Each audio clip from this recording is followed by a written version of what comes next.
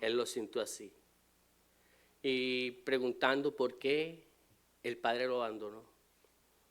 Bueno, el padre lo abandonó porque la ira y la justicia de él cayó sobre él, ya que no podía darle la ira y la justicia a la humanidad.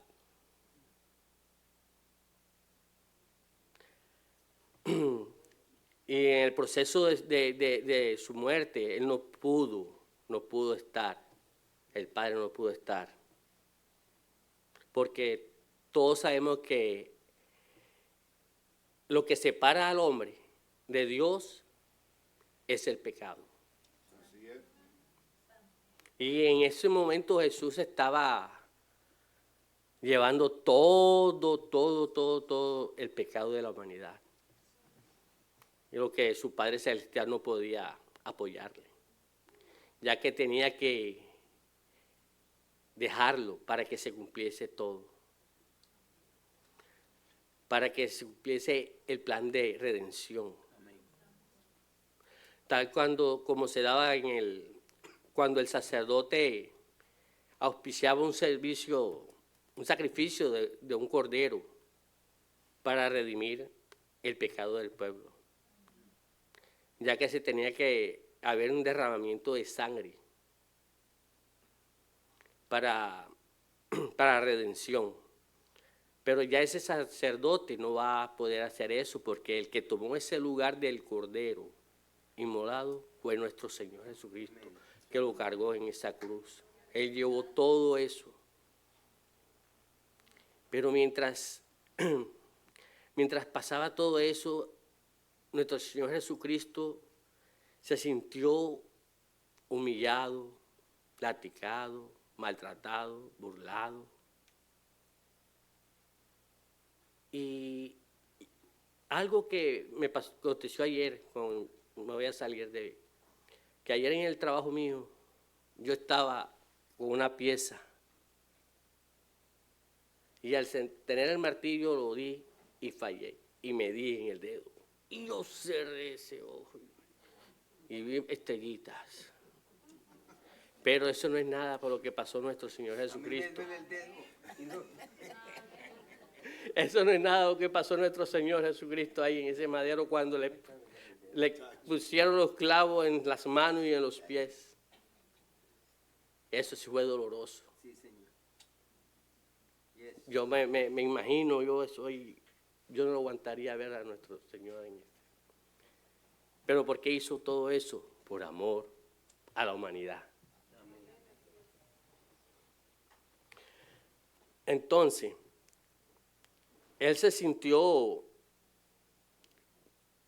doloroso con esos clavos incrustados en sus manos y en sus pies, pero más esa corona de espina que le pusieron en su cabeza, que le rasgaron la frente hasta sangrar. Hasta sangrar. Y la asfixia de la posición de su cuerpo al estar en ese madero. Pero más triste y doloroso, el dolor físico. Pero no tanto el dolor físico, el dolor espiritual que él sentía. ¿Por qué? Porque se sintió solo, abandonado por su padre. Y el padre no podía estar ahí porque él no gusta el pecado, porque él cargaba todo eso y no quería estar y no podía tampoco estar porque él encomendó a su hijo a que pasase todo eso y para darle salvación a la humanidad.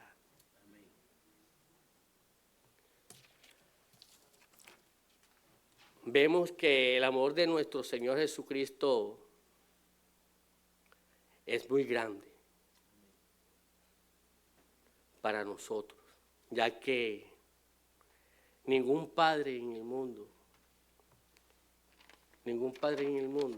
da a su hijo a morir por otro. ¿Qué padre que está aquí va a dar a su hijo a morir? Que levante las manos. Ninguno. Y es difícil, pero el Padre Celestial sí lo pudo hacer, porque Él lo mandó, como dice en Juan 3:16. Porque de tal manera amó Dios al mundo, que ha dado a su Hijo unigénito, para que todo aquel que en Él crea no se pierda, mas tenga vida eterna. Figúrese que ahí pasó 3 cosas que nos dejó nuestro Señor Jesucristo: el perdón de pecado, el regalo preciado que es la salvación y la vida eterna. Así que, pero yo le digo, hermano, que a pesar que nuestro Señor Jesucristo estaba en ese madero, se sentía solo, angustiado, y hizo esa oración al Padre, aunque sé que el Padre lo escuchó, pero no podía hacer nada, porque tenía que hacerlo. Y cuando nosotros estamos en problemas, enfermedad, o hay luto en la familia, y vamos a veces a otros amigos, pero nada. Y cuando oramos a nuestro Señor Jesucristo, también decimos, pero mi Señor no me ha abandonado, no me ha dejado, no me ha contestado esa oración. Pero lo que no sabe es que Dios escucha las oraciones de cada uno. Amén. Y asimismo, eso es un proceso, así como nuestro Señor Jesucristo estuvo en ese madero, es un proceso que tuvo que hacer para la salvación de cada uno. Así que, queridos hermanos, cuando usted vea que no responda la oración, Él está atento a cada uno de nosotros. Y Él orará conforme a su voluntad, en el tiempo de Él. Dios me le bendiga.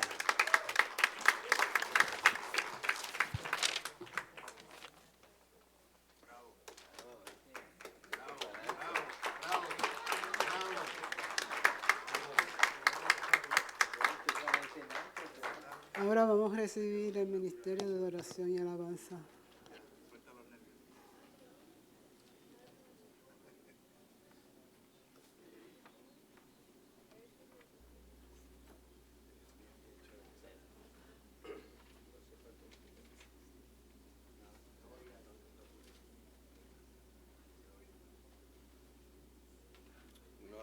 Gloria sea el nombre poderoso de Jesús. Amén.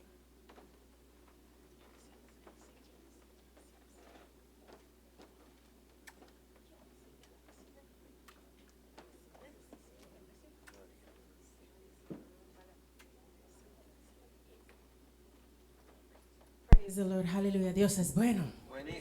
Dios es bueno. Mira a su hermano y dile: Cristo te ama y yo también te amo. Amén. Qué bueno es estar en la casa del Señor.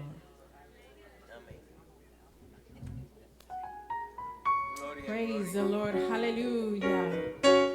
Oh, te adoramos, Señor, tú eres digno.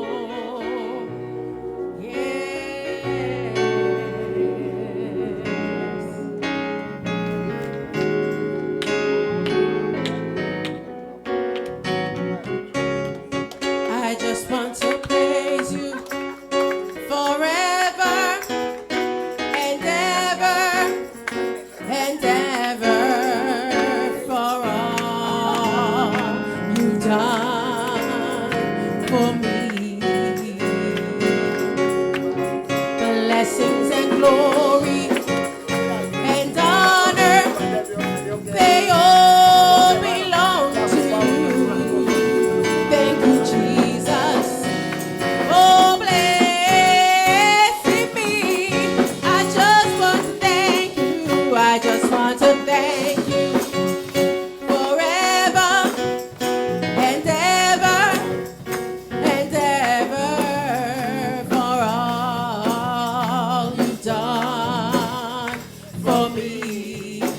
Blessings and glory, blessings and glory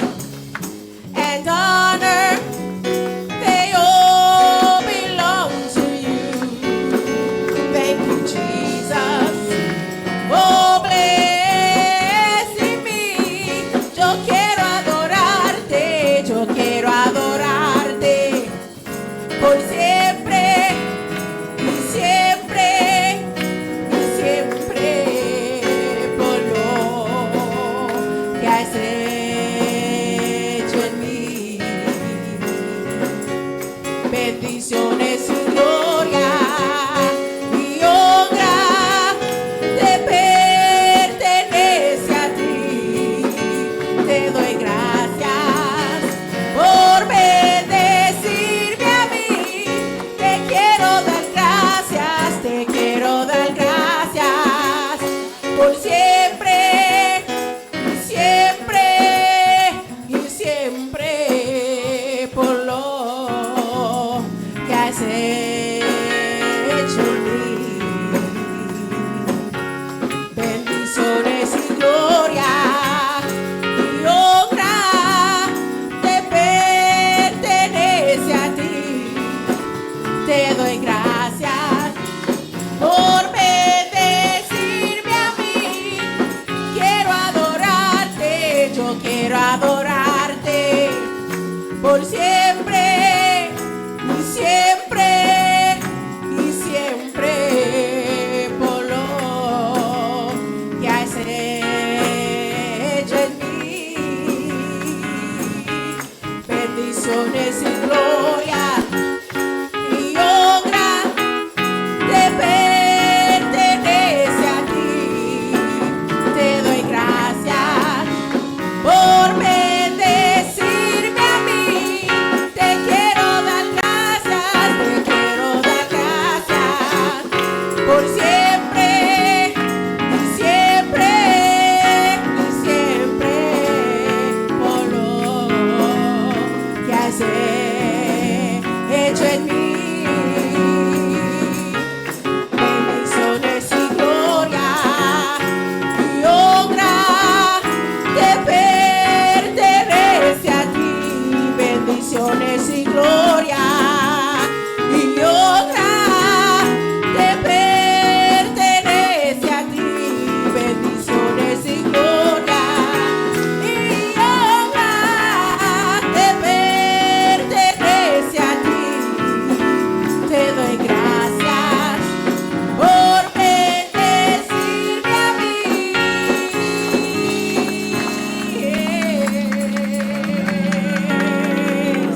Aleluya. Pueden tomar sus asientos. La quinta palabra, tengo sed, de acuerdo a Juan capítulo 19, verso 28, por Ivonne Viso.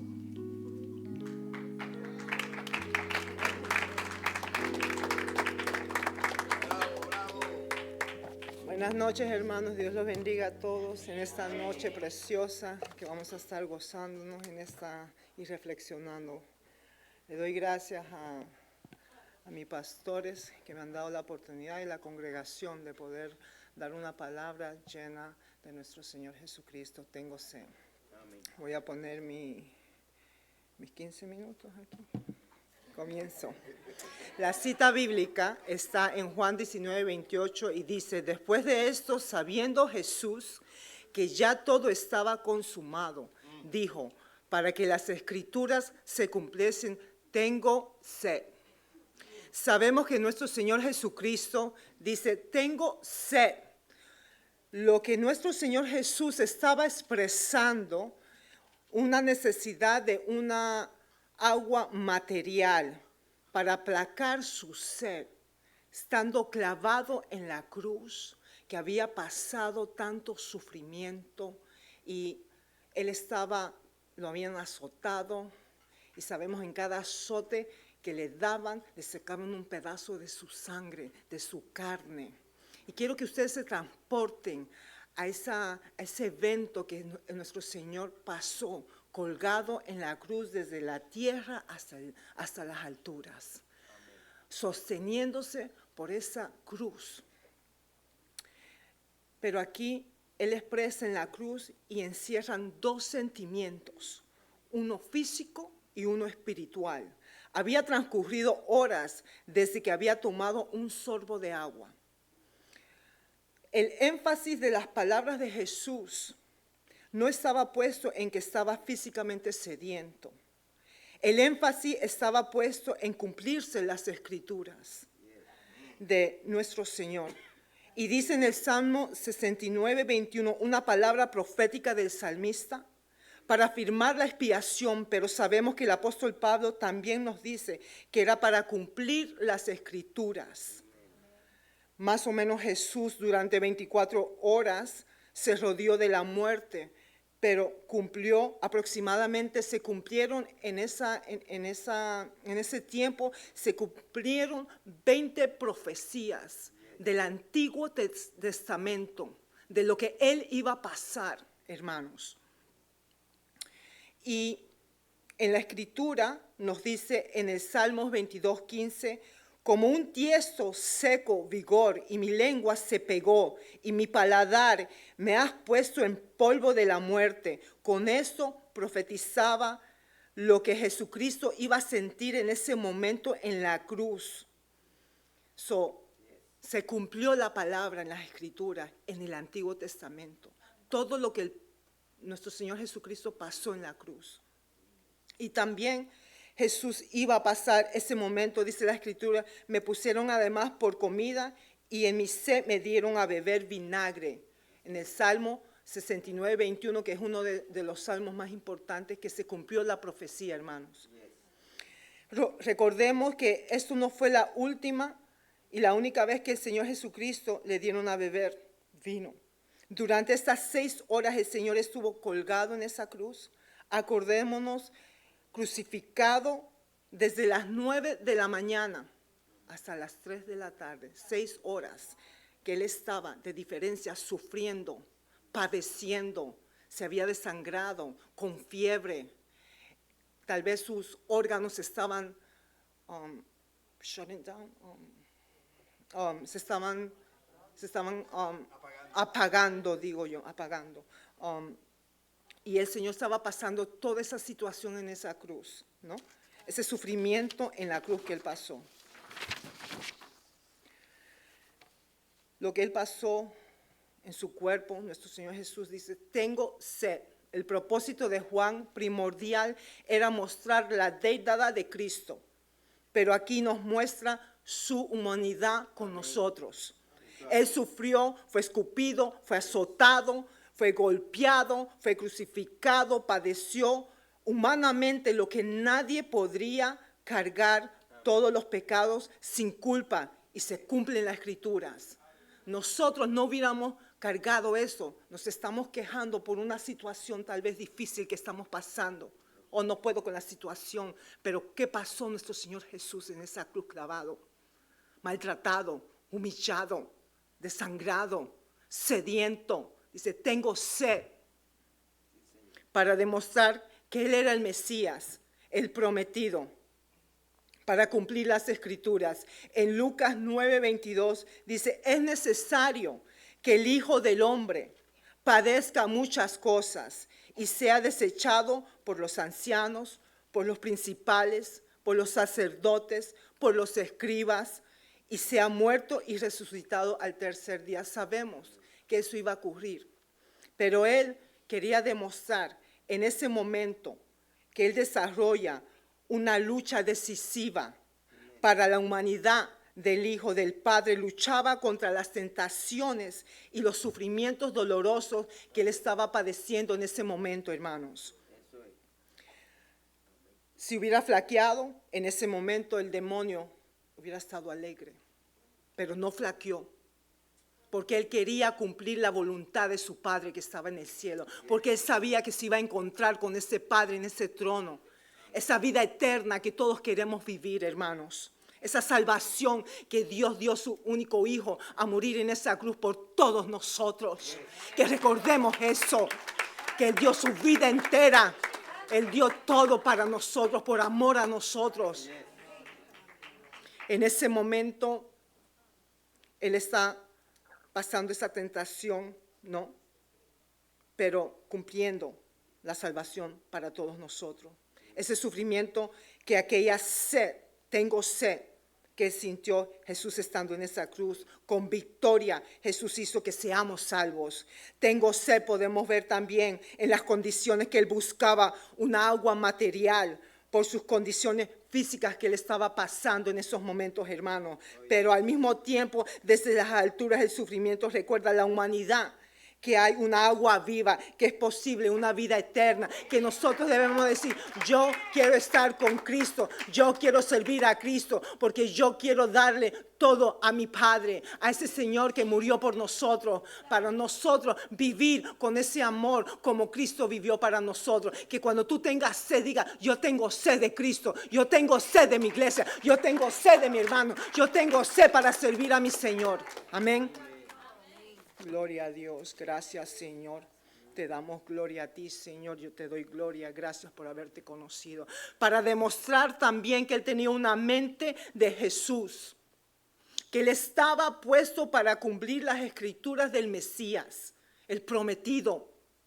Para demostrar que Jesús había venido como el Mesías prometido para hacer la voluntad de Dios, muriendo como un sacrificio por el hombre. Se rehusó a hacer la voluntad involuntariamente, con los sentidos apagados, con una mente semiconsciente, y él había trabajado en hacer el sacrificio de su vida por el hombre que debía de probar la muerte por todos nosotros, y por la que probaría con toda conciencia y estando en lo más mental y alerta posible. Tengo sed. En Hechos 10, 6, 7 y 10 dice la palabra así: holocausto y expiación por el pecado no te agrada. Entonces dije, he aquí que vengo, oh Dios, para hacer tu voluntad. Como en el rollo del libro está escrito de mí. En esa voluntad somos santificados mediante la ofrenda del cuerpo de Jesucristo, hecha una vez para siempre. Amén, gloria a Dios. En conclusión, hermanos, Jesús dijo, yo soy el pan de vida. El que a mí viene nunca tendrá hambre, y el que en mí cree no tendrá sed jamás. Juan 6:35, hermanos, ese es el alimento, ese es el agua que queremos vivir, que tengamos un río de agua viva, pero de la presencia del Señor. Tengo sed de mi Cristo, tengo sed y tengo hambre para caminar con ese llamado que cada uno tiene. Ay, mi agua, perdón. I'm sorry. Y cada vez que yo hablo mucho, como que se me quebranta la voz. Tengo sed. Cuando tenemos sed, nos sentimos como una agua rica, ¿no? Y el Señor no la pudo tener en ese momento porque tenía que cumplir la voluntad del Señor. Pero aquí nos dice Él, hermanos, que ese es un alimento, ese es el agua que nos falta a cada uno. Que seas tú lleno de esa agua viva, esa agua manantial, pero de esa vida eterna. Que cada suspiro suspiras por el Señor. Que cada cosa que tú hagas, lo hagas para el Señor. Que cada aliento que tú tengas, lo hagas para el Señor. Así quiere el Señor que nosotros caminemos en su vida. Jesús dijo, he aquí yo estoy en las puertas y llamo. Si alguno oye mi voz, abre la puerta, entraré a Él, cenaré con Él y Él conmigo. Hermanos, que podamos acudir a ese llamado de Jesús, que Él nos hace desde la cruz, con la luz de sus palabras, que abran las puertas de sus corazones, de aquella agua viva. Él puede entregar a cada uno de nosotros ese alimento de agua que cada uno necesitamos, estar en sus caminos. Padre, yo te doy la gloria y te doy la honra. Gracias por tu palabra bendita, Padre. Y gracias, hermanos, por esta oportunidad, que cada vez que ustedes digan, tengo sed de Cristo, tengo sed de seguirte, tengo sed de seguir ese llamado, hermanos. Amén. Santo. Gloria a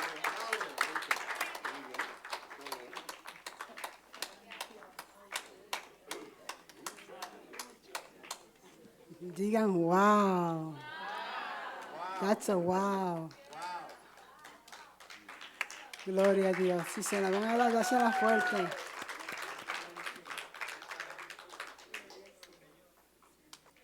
Ahora vamos a levantar la ofrenda de la noche. Esperar que los servidores se preparen.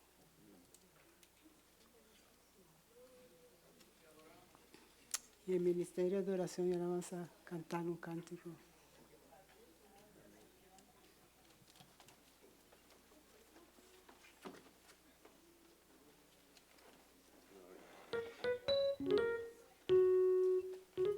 Praise the Lord, aleluya. El Señor bendice. El Señor bendice. ¿Y cuántos están alegres? ¿Cuántos están alegres? Amén. Pues vamos a bendecir a nuestro Dios con gozo y con alegría. Praise the Lord.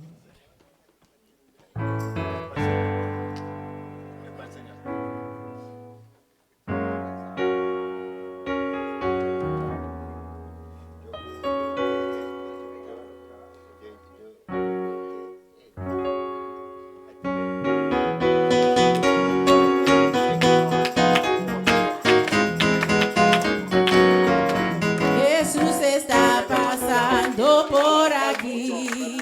Jesús está pasando por aquí. Y cuando Él pasa, todo se transforma. Se va la tristeza, llega la alegría. Y cuando Él pasa, todo se transforma. Llega la alegría para ti, para mí. Jesús está pasando por aquí. Jesús está pasando por aquí. Y cuando Él pasa, todo se transforma. Se va la tristeza, llega la alegría. Y cuando Él pasa, todo se transforma. Llega la alegría para ti, para mí. Jesús está pasando por aquí. Jesús está pasando por aquí. Y cuando Él pasa, todo se transforma. Se va la tristeza, llega la alegría. Y cuando Él pasa, todo se transforma. Llega la alegría para ti, para mí. Jesús está pasando por aquí. Jesús está pasando por aquí. Y cuando Él pasa, todo se transforma. Se va la tristeza, llega la alegría. Y cuando Él pasa, todo se transforma. Llega la alegría para ti, para mí. Y cuando Él pasa, todo se transforma. Se va la tristeza, llega la alegría. Y cuando Él pasa, todo se transforma. Llega la alegría para ti, para mí. Jesús está pasando por aquí. Jesús está pasando por aquí. Y cuando Él pasa, todo se transforma. Se va la tristeza, llega la alegría. Y cuando Él pasa, todo se transforma. Llega la alegría para ti, para mí. Y cuando Él pasa, todo se transforma. Se va la tristeza, llega la alegría. Y cuando Él pasa, todo se transforma. Llega la alegría para ti, para mí.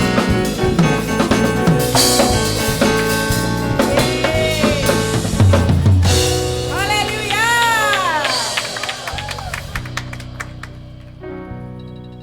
La sexta palabra, consumado es. El predicador Michael González. Michael, Michael, my man, I came to listen to you preaching, man. Gracias, gracias. Que Dios los bendiga, hermanos. Amén, Michael. Gracias por esta oportunidad, Amén. pastora. Orgullo de estar con unos grandes predicadores. Yo soy chiquito aquí todavía, pero súper agradecido de estar aquí.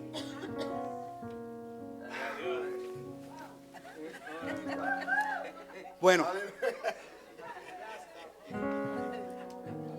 la palabra que me tocó fue consumado es.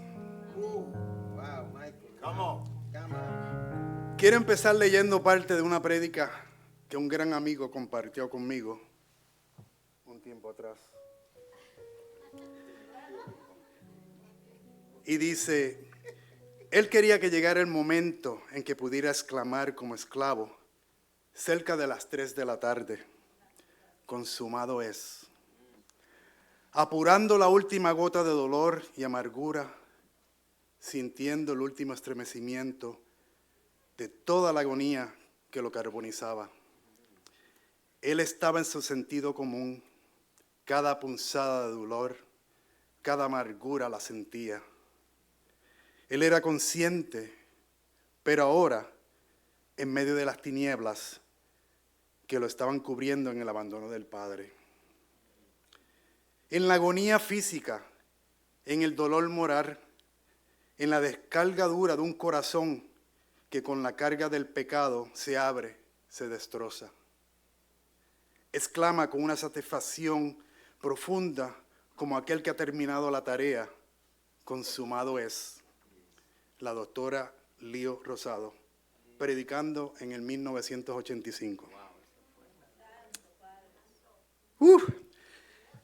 Mientras buscaba material para esta presentación, me encontré con algo interesante en YouTube y ocurrió en julio 20 del 2016, dicho por el líder de la Iglesia Católica.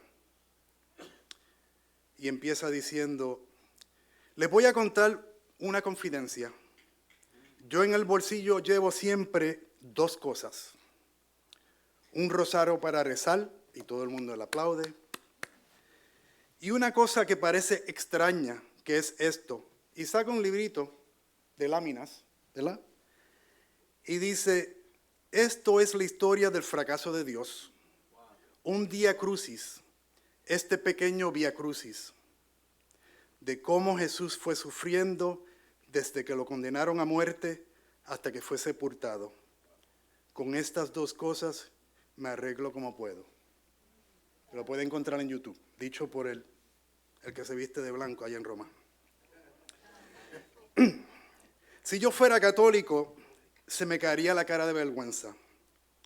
Que mi representante, mi cobertura, mi autoridad espiritual, como lo es él para millones de católicos, diga públicamente y encima le den un aplauso, diciendo que la crucifixión de nuestro Señor Jesucristo fue el fracaso de Dios. Sin embargo, yo reitero esta noche que la crucifixión, si fue para alguien, fue un fracaso, fue para Satanás, para los demonios y para el infierno.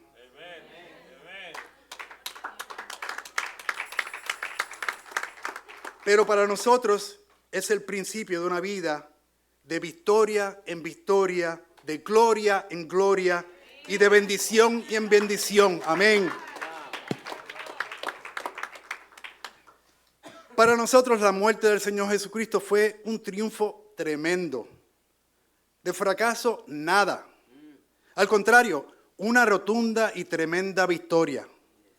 Y no fue fácil llegar hasta ese momento, porque unas horas antes, el Señor Jesucristo en el huerto de Getsemaní entró en una lucha tremenda. Y allí fue donde tuvo que doblegar su voluntad y decir: Padre, no se haga mi voluntad, sino la tuya. Y fue allí donde tomó esa copa simbólica y donde él decidió renunciar a su naturaleza humana y decidió ir a la cruz, sabiendo lo que le esperaba y sabiendo el martirio terrible por el cual tendría que atravesar. Él decide voluntariamente ir a la cruz para llevar sobre sus hombros el pecado de toda la raza humana, desde Adán y Eva hasta el último ser humano que exista en el planeta Tierra. Él se adelantó al nacimiento de millones y millones de personas que él sabía perfectamente que nacerían en pecado, que vivirían en pecado y que le darían la espalda. Pero él se adelantó a morir por ellos. Pero yo doy gloria a Dios de que antes de que yo le amara a él, él nos amó a nosotros.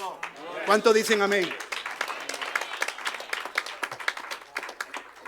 Quiero decirles que 800 años antes de que Jesús naciera en Belén de Judea, un profeta que nosotros en nuestra Biblia lo clasificamos dentro de los profetas mayores, por el hecho que escribió mucho y muy extenso fue su ministerio biográfico, escribió un libro con 66 capítulos, el mismo número de capítulos que libros tiene la Biblia. Pero hay un capítulo donde 800 años antes del nacimiento de Jesús, él relató con una perfección y con una cantidad de detalles la crucifixión, la vida y el ministerio de nuestro Señor Jesucristo. 800 años antes de su nacimiento, este profeta habló de Cristo. Nunca lo vio, nunca lo conoció personalmente, nunca tuvo al pie de la cruz. O lo siguió como un periodista o un paparazzi sigue a un famoso deportista para decir lo que hace día a día. Yo quisiera esta noche leer parte de este capítulo 53 del libro del profeta Isaías, del versículo 4 al 6. Y la palabra dice: ciertamente llevó él nuestras enfermedades y sufrió nuestros dolores, y nosotros le tuvimos por azotado, por herido de Dios y abatido. Mas él herido fue por nuestras rebeliones, molido por nuestros pecados. El castigo de nuestra paz fue sobre él, y por su llaga fuimos nosotros curados. Todos nosotros descarriados como ovejas, cada cual se apartó por su camino, mas Jehová cargó con él el pecado de todos nosotros. Para sus discípulos fueron palabras de derrota. Ellos jamás pensaban que todo aquello iba a terminar de una forma tan terrible. Dice la Biblia que esa noche todos le abandonaron. Incluso uno le negó, el otro le vende y le traiciona. Y para ellos era la peor noche de sus vidas porque ellos habían dejado esposas, hijos, trabajo, familias, amigos. Pero ellos no eran conscientes de que primeramente el Mesías tenía que sufrir y morir en la cruz. Y tal vez se olvidaron de leer el capítulo 53 de Isaías, no lo sé. Pero lo que está bien claro, que para ellos fue un fracaso y una noche de tristeza terrible. En aquellos momentos, estos 12 hombres que le estaban siguiendo, no les entraba en la cabeza aquellos 3 años maravillosos, aquellos viajes preciosos donde vieron milagros, señales, prodigios que nadie en la antigüedad había visto. Es evidente que los discípulos no esperaban que esto terminara así, pero para nosotros hoy es una celebración el recordar la muerte, la crucifixión del Señor Jesucristo. Amén. También tengan en cuenta que para los enemigos del Señor fueron palabras de rendimiento. Satanás saboreó su triunfo en la cruz de Cristo y creyó haber destruido el plan de Dios para la salvación de los hombres. La traición de los judíos envió a Cristo a la cruz. Los soldados romanos fueron los que pusieron los clavos a Jesús en la cruz. Pero el que tomó todo el crédito por la muerte de Cristo fue el diablo, que crucificó al Señor de la gloria. Cuando Jesús gritó que todo está consumado, queriendo decir que cualquier otro sufrimiento sería en vano, Satanás estaba convencido de que había sido triunfador. Pensó que había derrotado al Señor, pensó que el plan de Cristo había fracasado y que sus planes prevalecerían sobre los de Cristo. Pero este gozo solo le duraría unas horas y nada más. Su desengaño fue una terrible pesadilla con la que nunca contaba. Para Dios el Padre fueron palabras de cumplimiento. Tantas las profecías como las demandas de la ley se habían cumplido. La paga por el pecado se había cumplido por completo. La etiqueta del precio del pecado es la muerte. La muerte de Cristo fue el pago total. Era imposible que se hubiera pagado de otra forma. Consumado es. Significa que no se puede hacer nada más, ni se necesita nada más para asegurar la salvación de los pecadores. Durante cientos de años, ríos de sangre habían corrido desde el altar de Dios. Sin embargo, el precio del pecado nunca se había pagado. La obra de los sacerdotes había sido imperfecta. Pero la Biblia enseña que los que miles de sacrificios de animales no pudieron hacer, nuestro Señor pudo hacer con un solo sacrificio y fue hecho una vez y para siempre. Amén. Un famoso pintor y escultor llamado Miguel Ángel es considerado uno de los grandes artistas de todos los tiempos. Se dice que cuando este hombre comenzaba una de sus obras, la abandonaba en un arranque de su mal carácter.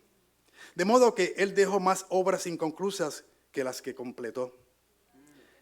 ¿Qué diferencia con el Señor Jesucristo, que no dejó nada inconcluso?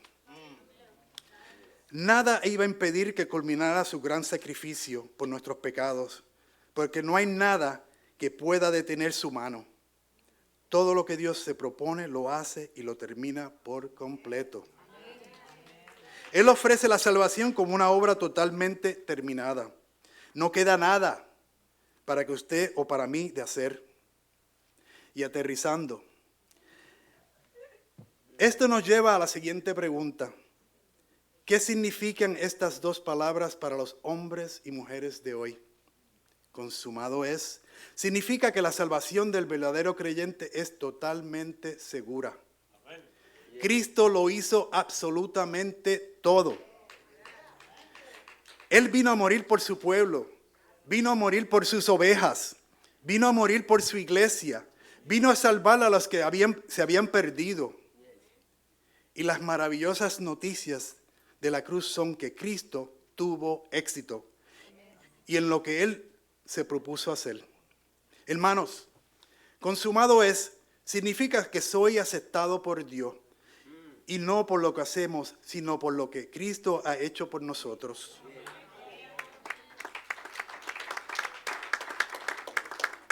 Consumado es son palabras que indican que no hay nada que el hombre pueda hacer para salvarse a sí mismo. Un famoso predicador dijo, cuando Cristo dijo, consumado es, Él mismo fue glorificado. Entonces sobre su cabeza descendió la gloriosa corona. Al instante el Padre le dio todos los honores que no habían tenido antes. Él tenía honor como Dios, pero como hombre Él fue despreciado y desechado. Ahora como Dios y hombre Cristo fue sentado para siempre en el trono de su Padre, coronado con el honor y majestad. En ese momento también por el medio del consumado es, el Espíritu fue obtenido para nosotros.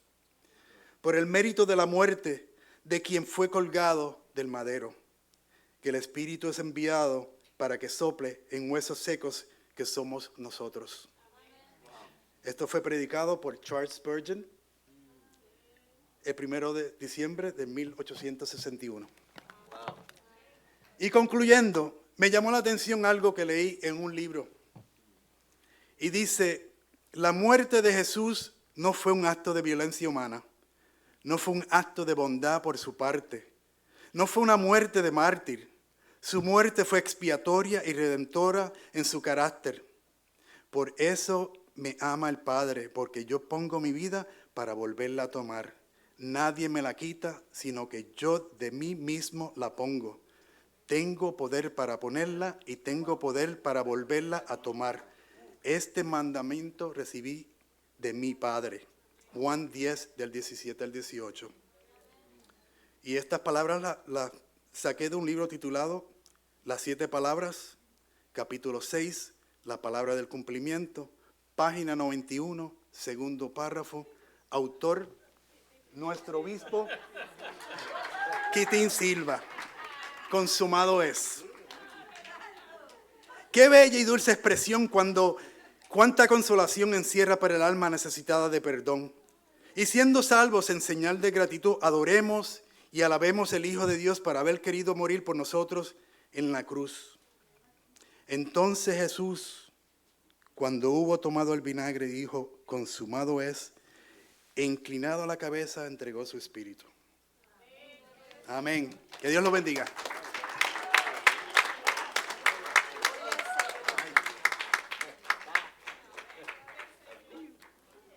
Se están poniendo duro esta gente. Tienen que estudiar yo más fuerte. El pastor va a tener que estudiar más fuerte. ahora. Ángelo.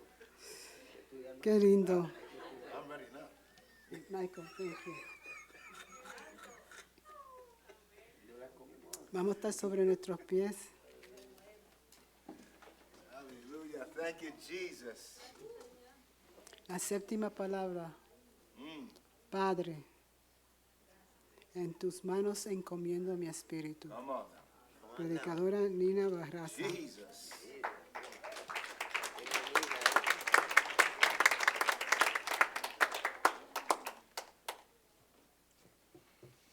Bendiciones, mis amados hermanos. Pueden tomar asiento. Yo creí que el hermano Michael me iba a dejar sin mi palabra. Pero hermoso. La gloria sea para el Señor. No sé cuánto tiempo podré permanecer así, dependiendo del micrófono, porque a veces creo que me muevo mucho, pero intentaré poder expresar lo que el Señor ha puesto en mi corazón para decirles en esta noche. Me correspondió la séptima palabra de Jesús en la cruz, basada en el Evangelio de Lucas, capítulo 23, versículo 46. Dice así la palabra del Señor, bajo la autoridad del Padre, del Hijo y del Espíritu Santo. Entonces Jesús, clamando a gran voz, dijo: Padre, en tus manos encomiendo mi espíritu. Y habiendo dicho esto, expiró. Dios bendiga su palabra. Vamos a revisar algunos tópicos que nos enseñan grandes cosas en esta palabra. Pero antes de esto, quiero expresar mis más sinceros agradecimientos a mi pastor Quitín Silva y a su esposa Rosita, quien tuvieron a bien haberme dado esta hermosa oportunidad. Es una bendición para mi vida y espero que también sea para ustedes. Gracias también por estar aquí con nosotros, porque cuando tenemos un público tan maravilloso, uno se siente, ¿verdad? Son mis amigos los que van a escuchar lo que el Señor puso aquí en mi corazón. Y como siempre me ha gustado desglosar la palabra en varios tópicos, porque creo que la palabra siempre trae una gran enseñanza para cada uno de nosotros. Y lo primero que yo observo en este texto es que Jesús cumple la ley de todo ser humano. ¿Y cuál es esa ley? El ser humano nace, ¿verdad? Y en el momento de morir, entrega el espíritu a quien lo dio. No porque Jesús era el Hijo de Dios, se iba a eximir, ¿verdad?, de cumplir esta ley. En el libro de Eclesiastés, capítulo 12, versículo 7, encontramos esta exigencia divina que el polvo vuelva a la tierra como era y el espíritu vuelva a Dios quien lo dio. Y en un acto de obediencia en este escenario vemos a nuestro Señor Jesucristo cumpliendo como hombre hasta el final de este mandato. Segundo, hubo 4 acontecimientos fenomenales ocurridos con la muerte de Jesús. Y está basado en Mateo capítulo 27, versículos 45 y del 50 al 53. Yo no voy a leer todos los textos, pero sé que hay hermanos que les gusta hacer sus anotaciones, entonces ustedes pueden anotarlos, algunos los voy a leer, otros ustedes lo pueden tener como referencia. El primer acontecimiento que observamos antes de la muerte de nuestro Señor Jesucristo fue la presencia de una inmensa oscuridad. Jesús fue colocado en la cruz, como dijo nuestro hermano, a las 9 de la mañana, que sería, de acuerdo al calendario judío, la hora tercera. Para los judíos, el día inicia a las 6 de la mañana. Entonces, a la hora tercera, él fue colocado en la cruz. y luego desde el mediodía, 12 del mediodía, que sería la hora sexta, hasta las 3 de la tarde, dice la palabra del Señor que hubo oscuridad que cubrió toda la tierra. Mateo 27, 45. En el Antiguo Testamento, la oscuridad es frecuentemente una señal de juicio. Usted puede ir al libro de Amós, capítulo 5, versículo 18 y capítulo 8, versículo 9, y va a encontrar a la oscuridad, ¿verdad?, como una señal de juicio.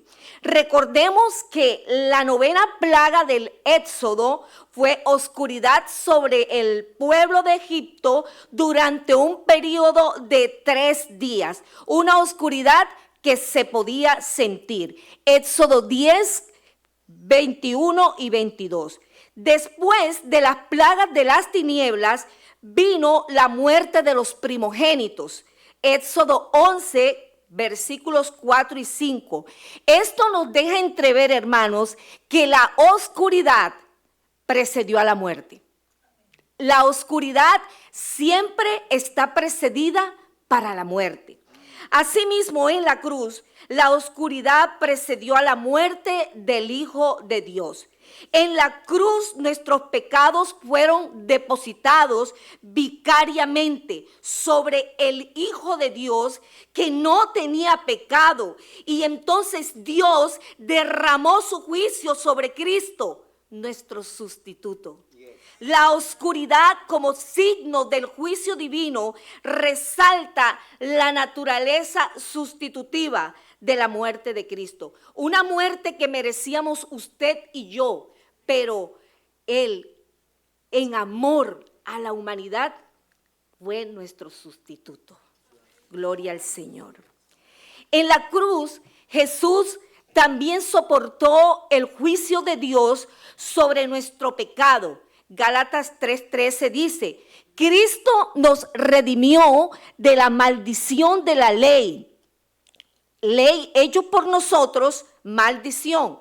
Porque escrito está: maldito todo aquel que es colgado en un madero. Y 2 Corintios 5:21 dice: al que no conoció pecado, por nosotros fue hecho pecado. Primera de Pedro 2:24 dice: quien llevó él mismo nuestros pecados en su cuerpo sobre el madero, para que nosotros, estando muertos al pecado, vivamos a la justicia, y por cuya herida pudiésemos ser sanados. El segundo acontecimiento que impactó sobre la tierra fue el velo del templo se rasgó en dos, y dice la palabra muy específicamente: de arriba a abajo. De acuerdo a la palabra en Levíticos capítulo 16, se considera que esta era la cortina, ese velo era la cortina que separaba el lugar santísimo de todas las demás partes que habían en el templo, ¿sí?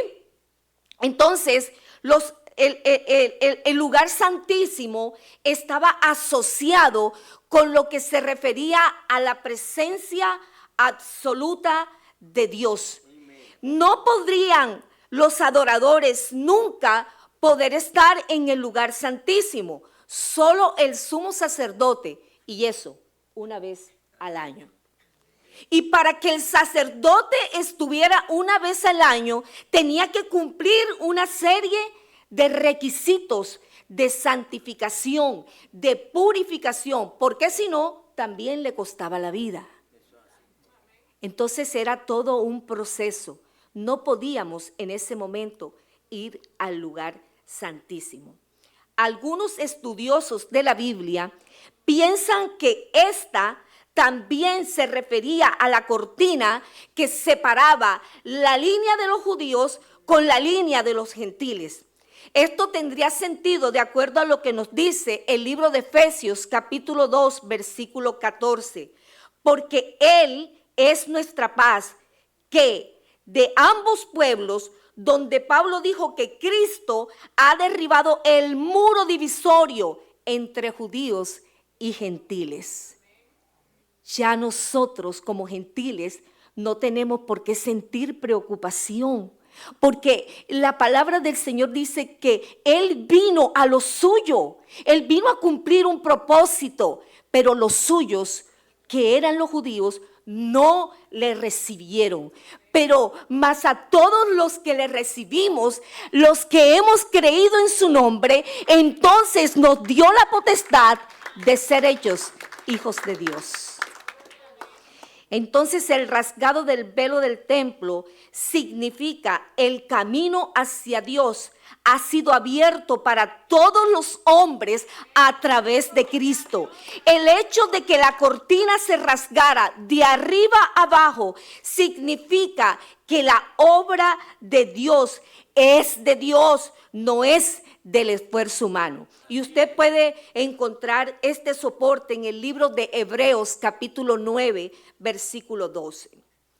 El tercer acontecimiento que impactó sobre la naturaleza, sobre la tierra, es que la misma tierra tembló y las rocas se partieron.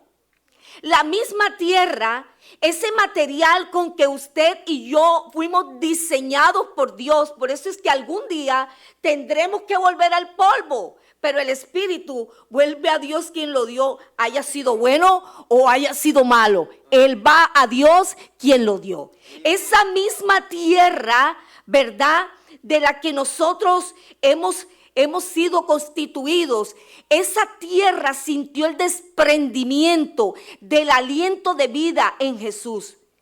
Pienso que fue una manera en que la madre naturaleza se reveló ante todo lo que estaba ocurriendo con nuestro Señor. La misma naturaleza se reveló. Porque si nosotros no hablamos, dice la palabra, que las piedras hablarán, porque las piedras tienen que removerse ante la presencia y la gloria de nuestro Señor.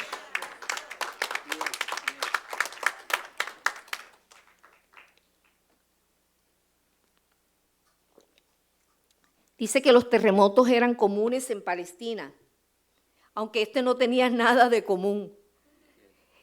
El momento y los eventos que lo acompañaron sugieren que fue 100% un evento sobrenatural. No fue un evento como cualquier otro. Y ya voy a decirles por qué.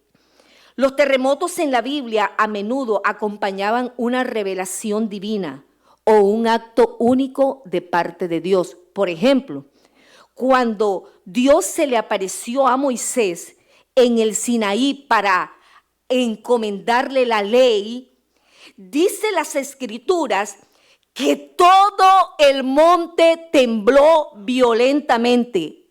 Éxodo 19:18.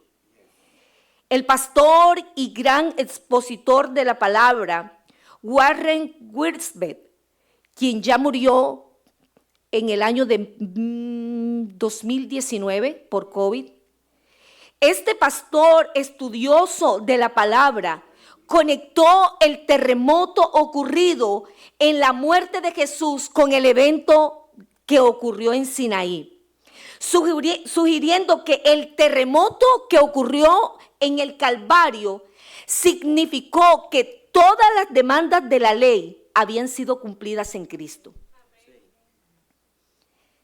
Y el cuarto acontecimiento impactante dice que fueron los milagros de resurrección que se produjeron en el instante en que Jesús expiró. Dice que los sepulcros se abrieron y muchos cuerpos de santos que habían dormido fueron levantados. Mateo 27:52. La apertura de las tumbas probablemente se dio por el movimiento sísmico del terremoto. Pero lo interesante es el milagro de la resurrección que se dio de muchos santos ¿verdad?, que habían muerto y que tal vez hacía referencia a aquellos hermanos en la fe que murieron en el Antiguo Testamento. Fueron estos los que tal vez se levantaron en este momento, y dice la Biblia que fueron muchos santos. No dice que fueron otras personas, muchos santos. Dios es maravilloso. Estas resurrecciones, mis amados hermanos, demuestran una vez más la victoria de Jesús sobre la muerte. Son un anticipo, hermano, de lo que vendrá al final de los tiempos, cuya resurrección final Pablo escribió en 1 de Tesalonicenses 4:16, los muertos en Cristo resucitarán. Gloria al Señor. Mas ahora Cristo ha resucitado de los muertos, primicias de los que durmieron, es hecho. Porque por cuanto la muerte entró por un hombre, también por un hombre la resurrección de los muertos. Porque así como en Adán todos mueren, también en Cristo todos serán vivificados. Pero cada uno en su debido orden. Cristo primero, luego la esperanza que tenemos todos los creyentes, ¿verdad?, ante la muerte y la resurrección de Cristo. Como tercer y último punto, hubo un reconocimiento de que Jesús verdaderamente era el Hijo de Dios. Mateo 27:54. Lamentablemente, algunos, como el centurión y los que estaban con él guardando a Jesús, ¿verdad?, al ver todos estos fenómenos sobrenaturales que estaban ocurriendo, al morir Jesús, quedaron atónitamente convencidos de que Jesucristo realmente era el Hijo de Dios. Y es lo que hoy en día podemos observar con las personas que hasta que no ven un milagro, no están convencidos de que Cristo es real, de que Él es el Hijo de Dios y que Él vino a este mundo, ¿verdad?, para darnos salvación y vida eterna. Hay personas que sienten que primero tienen que ver un milagro para luego creer.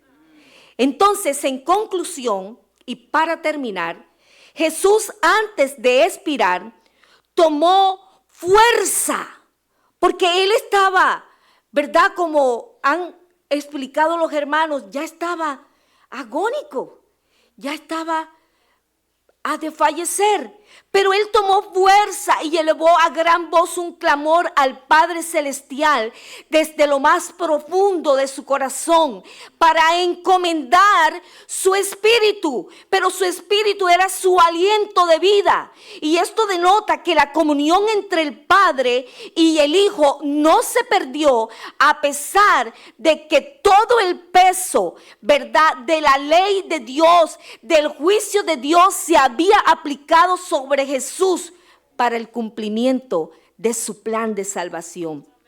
Ahora Jesús encomienda al Padre su espíritu, y esto nos ayuda a entender que Jesús estaba dejando de manera de encomienda su vida en las manos de Dios, que indudablemente son las mejores manos, porque se requería que esta vida fuera devuelta para la resurrección de Jesús, ¿verdad?, cuando Él resucitare de entre los muertos. Por último, la séptima palabra, o mejor dicho, la séptima frase expresada por nuestro Señor Jesús en la cruz, se interpreta como un ejemplo de la confianza que debemos tener nosotros los cristianos ante cualquier situación que se nos presente, aún ante la misma muerte, confiando que nuestro Padre Celestial nos sostendrá hasta el final y nos levantará juntamente con Él. Dios les bendiga.